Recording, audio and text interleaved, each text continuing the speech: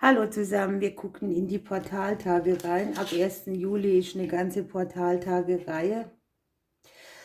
Die drehe ich jetzt nicht einzeln, sondern wir gucken einfach in die übergeordnete Botschaft rein. Wenn du magst, findest du hier im Anschluss noch ein Auswahlorakel für deine Portaltage. Um was geht es? Wir lassen mal ein paar Karten springen. Ja, es geht darum, wenn die Sonne kommt, ist sie eben da, ne?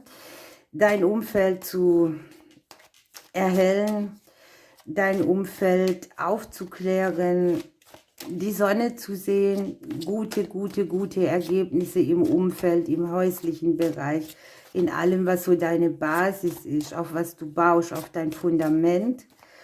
Und auch dieses Fundament noch ein bisschen zu sichern. Also das wird mit Sicherheit eine Zeit, weil der Schlüssel fällt, in der sehr viel gute Energie da ist. Da sind Dinge, die nähren dich, da kannst du wachsen, da wirst du bestrahlt von der Sonne und es tut einfach nur gut. Und wir gehen hier von einem Fundament aus, das wir schon haben, ne? Und wir erkennen vielleicht auch, welches Fundament uns trägt, wo unser Glück liegt. Auf jeden Fall sind auch in diesen Tagen alle Dinge im häuslichen Bereich sehr gut begünstigt. Das Außen spielt eine Rolle, also Einflüsse von außen, die hier sichtbar werden, die zum Tragen kommen. Bis jetzt sehe ich die Einflüsse eher positiv, so als eine Chance auch, nochmal etwas zu stabilisieren, was dir vielleicht Unruhe mitgebracht hat oder was dich Vertrauen gekostet hat. Und man sieht ja auch, dass man einen Konflikt bereinigen kann, ne?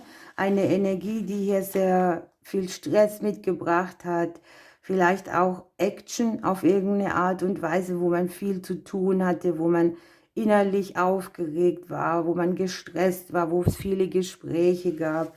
Vielleicht ging es auch um das Thema Vertrauen bei einigen. Vertrauen ins Leben, Vertrauen auf das Fundament, auf das du gebaut hast, auch wenn das Außen so wirkt.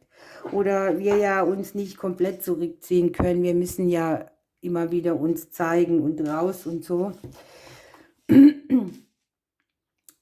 Aber hier wird es sehr wichtig für dich. Du erkennst, dass du dir hier ein schönes Fundament geschaffen hast, aus dem du auch alle Hindernisse gut überwinden kannst.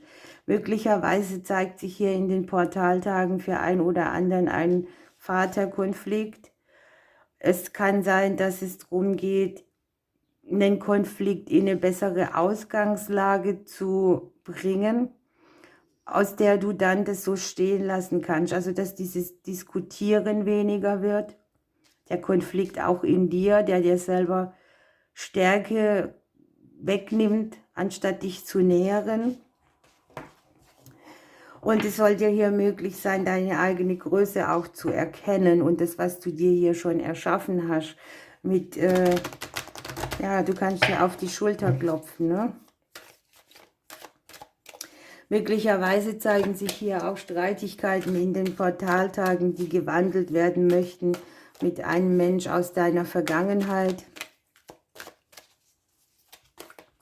Hier können auch Menschen aus der Vergangenheit verstärkt nochmal auf dich zukommen in dieser Zeit. Auf der anderen Seite haben wir hier das Schiff, ne? Wir kommen weiter, wir setzen unser Segel, wir bringen unser Bötchen in Fahrt, wir genießen die Lebensreise, wir haben vielleicht eine kleine Richtungsänderung, um noch mehr Freude zu finden. Wir überlegen uns, was unsere Träume sind, unsere Sehnsüchte, wo unser Lebensboot noch hin will. Und wir haben jetzt hier die weiße Dame.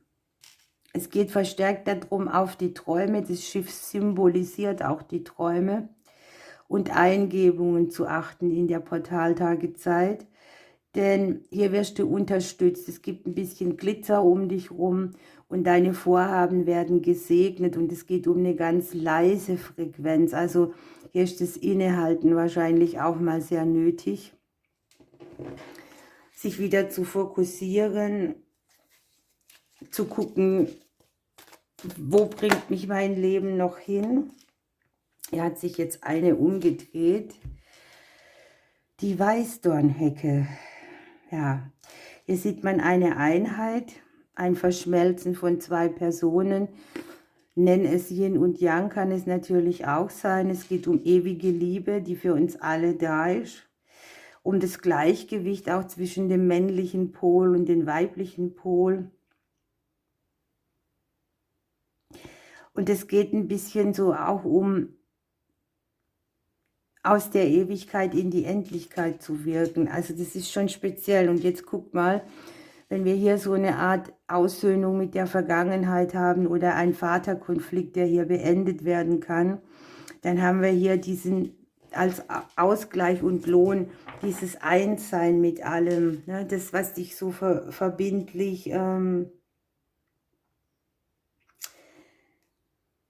getragen sein lässt, nennen wir es mal so, das dich mit allem einfach verbindet, das nach ewiger Liebe riecht, wo du einfach sagst, hier habe ich mein Fundament, es steht fest, alles was kommt, kann mich auch nicht mehr so umhauen. Die Zeit scheint hier auch ein bisschen umgeben zu sein von Zauberkraft.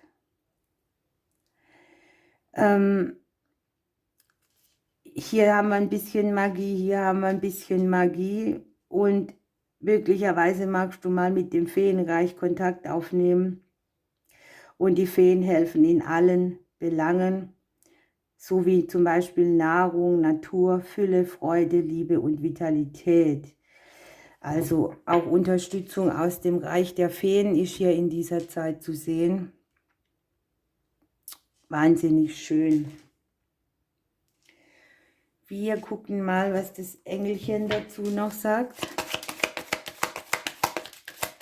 Welcher Engel begleitet uns durch diese Zeit? Ja, der Engel der Leidenschaft. Dein Engel regt dich dazu an, mit der ganzen Kraft deines Herzens zu lieben und zu leben. So kannst du die Vielfältigkeit des Lebens auskosten und genießen. Richte deine Gedanken, Worte und Handlungen auf ein Ziel, packe die Dinge mit Begeisterung an. Die Botschaft deines Engels, lebe jeden Tag, als wäre es dein letzter. Wunderbar, ihr Lieben. Wir haben hier die Sonne oben dran, also eine gute Energie, die uns vielleicht auch mal wieder für etwas brennen lässt, ne? Da, wo wir mehr Leidenschaft gerne leben würden. Das ist schon eine tolle Aussage. Ich möchte jetzt noch eine nehmen und dann gehen wir weiter zu den Auswahlorakeln. Wir lassen das so stehen.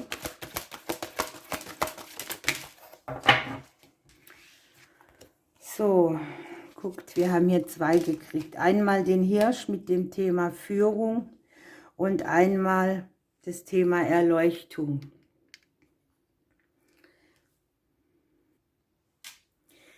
Ganz spannend, denn der Hirsch möchte dich auffordern, dass du aus deinem Schatten hervortrittst, dass niemand anders dein Licht schmälern kann und dass du die Führung für dein Leben übernimmst, also dass du der Captain bist, der hier am Steuer sitzt deines Bötchens. Es kommt auch nicht darauf an, was du hast oder bist oder wie viel Geld du hast, um Führung aufzunehmen für dich selber. Es geht einfach darum, dass du vorgibst, wo das Sprungbrett deiner Träume auch sein kann, um es zu nutzen, um es zu manifestieren, auch in die Welt hinein. Hier wandelt sich auch ein bisschen die Gabe, die Welt zu verstehen und das, was von außen kommt, die Facetten des Lebens aus mehreren Standpunkten her auch zu erkennen oder zu beleuchten.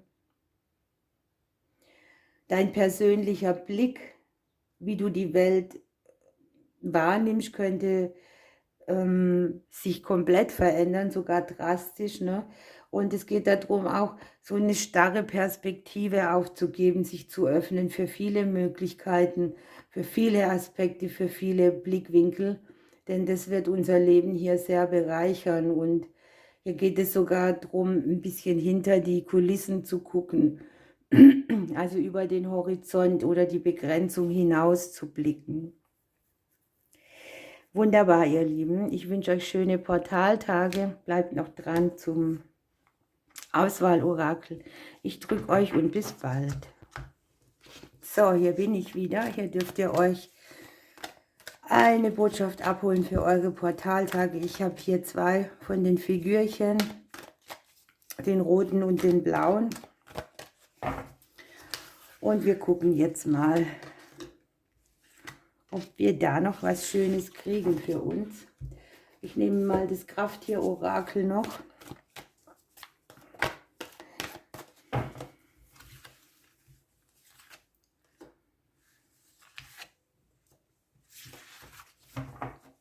Und ich würde sagen, wir nehmen auch noch eine Lenormand-Karte.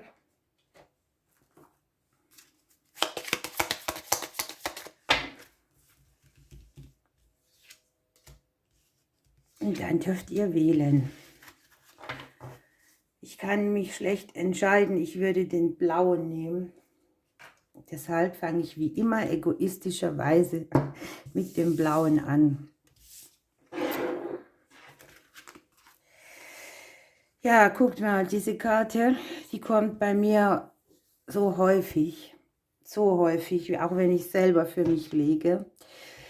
Und es geht ja, im großen Orakel hatten wir ja was uns Harmonie bringen soll, was wir in den Frieden kriegen, was wir in den Wandel bringen. Und hier haben wir natürlich mit der Trauerarbeit ein Thema, da liegt uns was auf dem Herzen. Da haben wir vielleicht noch unverarbeitete Trauer. Da darf man sich die Zeit nehmen. Möglicherweise ist es was Unverarbeitetes, möglicherweise ist es auch etwas, was im Jetzt ist. Ja, über Verluste nachdenken. Trauer ist ein Gefühl, das auch sehr niederdrückend ist, finde ich. Und sich da ein bisschen rauszuschälen oder auch nochmal speziell zu verabschieden, wird hier in der Portaltagephase für uns wichtig. Ja, für uns. Es geht um uns, es geht darum, Verluste sein zu lassen. Es geht aber auch darum, diese Trauer nicht zu unterdrücken. Und jetzt guckt euch das mal an. Einerseits haben wir hier die Trauer und andererseits haben wir hier das Glücksschweinchen. Also ein größeres Pendant kann es gar nicht geben. Möglicherweise verabschiedet sich hier auch die Trauer, die so in einem bohrt. Und da kommt so das Gefühl des Friedens, der Zufriedenheit, des Versorgtseins. Es gibt große und kleine Geschenke, die auf unserem Weg vor uns liegen. Man kann Dinge erfolgreich zu Ende bringen. Und das Glück taucht auf einmal so wieder im Leben auf. Man richtet seine Aufmerksamkeit auch wieder mehr auf das Thema Glück. Guckt mal, auch da wir sind so zwischen Trauer und Glück. Und das ist mega, echt. Ich freue mich immer so. Hier geht es auch ein bisschen darum, innezuhalten, zu schauen, was man hat, was man schon erreicht hat im Leben an sich, wo das Glück im Leben für einen ist. Es kann auf jeden Fall nicht von außen geschaffen werden, denn Glück ist ja ein Gefühl, das innen drin ist. Ja, wenn das Schwein innen als Krafttier kommt, dann lenkt es die Aufmerksamkeit auf die Fülle des Lebens, auf den Reichtum und auf die Versorgung. Und es geht darum, dass man das, was man hat, auch schon sieht. Ja? Dass man überhaupt Glück für sich selber definieren kann. Also Wahnsinn. Regt mich sehr zum Nachdenken an, dieser Impuls.